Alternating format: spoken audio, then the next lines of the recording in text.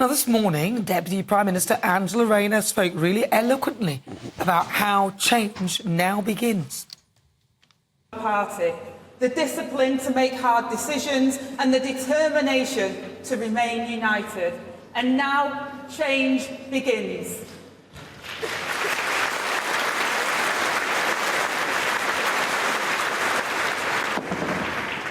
Even now, especially now, there will be no complacency.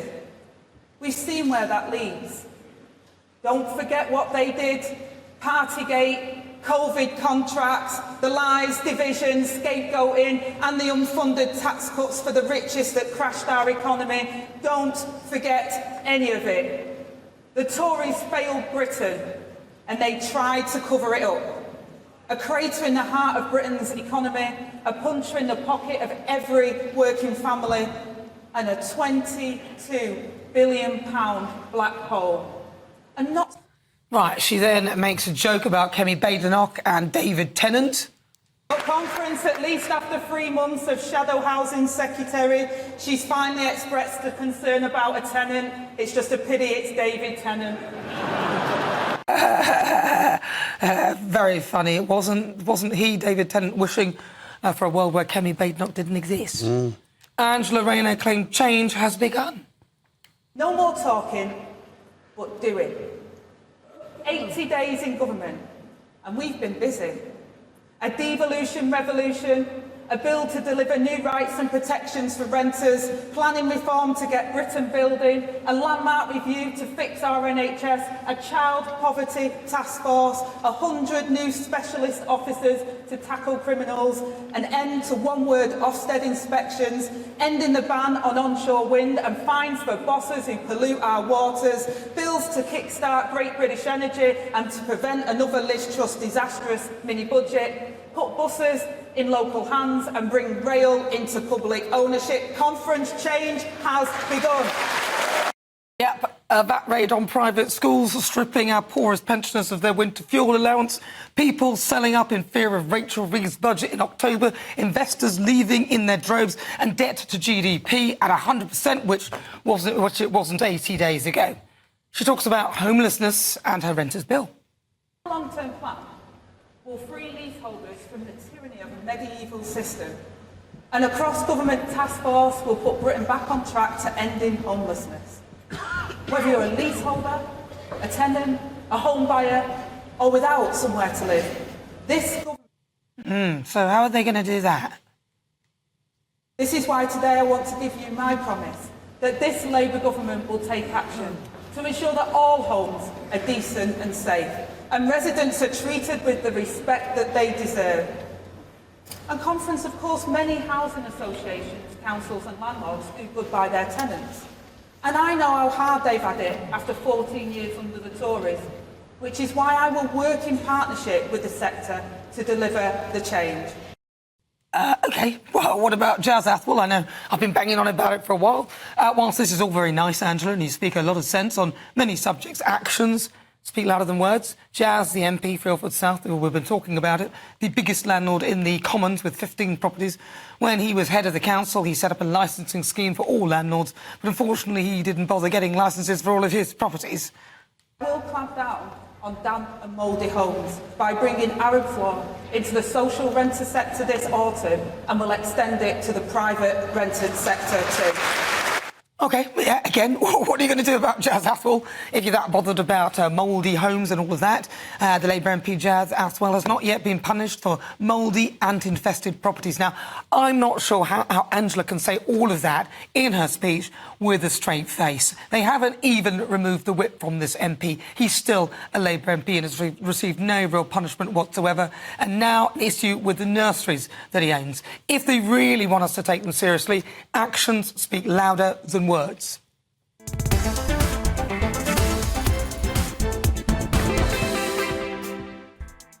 Right, so before we get stuck into the debates, here's what else is coming up today for the Great British Debate this hour. I'm asking, Should Rachel Reeves' upcoming budget scrap foreign aid to fill the black hole? It's the big question of not just the current Conservative leadership election, but also the next general election. Can the Tories deal with Nigel Farage? So for the Great British Debate this hour, I'm asking, would a Tory deal with reform save the Conservative Party? And for the interview, I'll be joined by ex-gangster turned CEO Stephen Gillen, once one of the UK's most wanted London gang members, now determined to help others avoid going down a criminal path.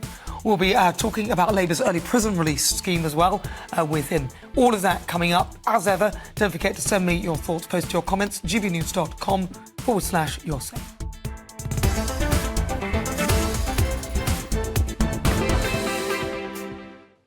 So with the Labour Party conference in Liverpool well underway and with accusations of turmoil in Number 10 and the sleaze row just won't go away, what must Keir Starmer do over the next few days to ease the minds of supporters? Well, joining me now, live from Liverpool, is GB News' Tom Harwood. Tom, so how is the conference going? Is there a positive energy, full vibe there? Yeah, it's interesting, isn't it, Nana, that the party has won a massive and handsome electoral victory just 2 months ago. But of course, there is some scandal that is miring the background of this conference. The person who is in all of the papers at the moment, Sue Gray, the Chief of Staff to the Prime Minister, hasn't turned up to this conference. Perhaps a wise move to stay away. And I have to say, we've all just been rained on pretty heavily. I've only just sort of dried off to be able to come back in here and clean up. But that aside, there has been some substantive work going on at this conference. One of the speeches earlier, of course, was from the Foreign Secretary, David Lammy. To discuss it now, I'm delighted to be joined by someone from the Labour Foreign Policy Group. Yes, delighted to be joined right here in the studio. Let's talk straight away about what the challenge is for David Lammy, because this is a very difficult issue, particularly with regards to the Middle East, and Labour has a balancing act to perform. Exactly, and I think that that's very right. But we have to remember that Labour came into power only a few months ago, and so they're just trying to get their feet sort of under the table. And as we can see, David Lammy has been not only to Europe, but to the US and also to the region. And he's trying to do this diplomatic outreach to try and make people understand that Britain's back in business, especially when it comes to diplomacy. There's a very difficult issue, though, with regard to what is going on with this sort of halfway house of preventing arms sales to Israel. Some arms sales being withdrawn, but not all of them. It runs the risk of irritating both sides of that debate. I mean, I think with arms sales, that goes back to our human rights laws, and if anything violates our human rights laws, those are the decisions that the government has to take by law, because we are signed up to these conventions on the international stage, and therefore we have to follow those. And yes, it's a balancing act. You're not going to make everyone happy, but I think that means that you're doing something right. If both sides are sort of angry at you. Does it really, is it the place of Britain to try and solve this issue? Do we have that influence in the Middle East? Of course, 100 years ago we ran the place, but not so much now. I think, if we look at our history, we should realise that we have a responsibility to that history. And people actually look to Britain now for answers and solutions. Britain is a leader on the global stage, and I think that it plays a really important role. And I think that we are able to do that with David Lammy as Foreign Secretary and the wider Foreign Office team. You have Hamish Faulkner, who's the new Middle East and North Africa Minister with a lot of experience in the Foreign Office and who understands these issues. So I think that we're talking to people that understand these issues, not just from ground communities, but also from their own professional experience prior to government. And it is, of course, a vital relationship, that between the United States and the United Kingdom. David Lammy has been over to the States. He's been over to Ukraine with Antony Blinken, the Secretary of State. And yet behind the scenes, we've heard a lot of briefing that the relationship isn't potentially as strong, especially with regard to this blind sight that the Americans felt over the arms sales restrictions. How is the American relationship playing out? I mean, I don't think that there is any difficulty in that relationship. I think we'll have to wait and see what happens in the US elections to try and renew any type of forward-facing policy, especially when it comes to the Middle East. But I think these briefings are from disgruntled individuals who probably don't want to see Britain at its best. There is, of course, a lot of rumour about David Lammy's place in the cabinet should Donald Trump win in the United States in November. Might he not be Foreign Secretary for that long, or what do you make of those rumours? No, I mean, look at what J.D. Vance has said about Donald Trump. The fact that Donald Trump can pick someone as his vice president who actually said horrible things about him, I don't think we have anything to worry, and I think David Lammy will be Foreign Secretary for the foreseeable future. Whether or not Trump is president. Whether or not Trump is president. And it's going to be difficult for the Labour Party to try and make that relationship work if, of course, the Republicans regain the presidency. A lot of people on the front bench, a lot of people in the cabinet have had some pretty choice words to say, and were pretty disparaging of the previous government when they tried to work with a Trump presidency. Would there be some humble pie to be eaten if the shoe was on the other foot?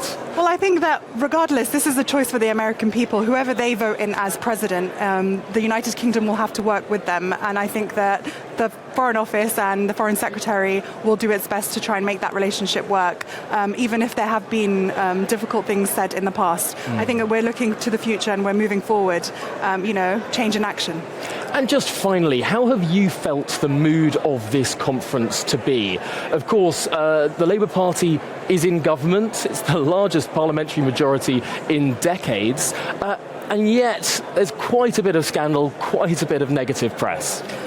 I mean, aside from the negative press, I think those briefings, I think most people are ignoring them. I think the people here are really serious about getting things done. I mean, as a local councillor and also someone who runs an organisation, the Labour Foreign Policy Group, we're putting on a range of events, having a range of discussions around foreign policy. We're looking for action, and we're hoping that that action is delivered by our ministers, our new ministers.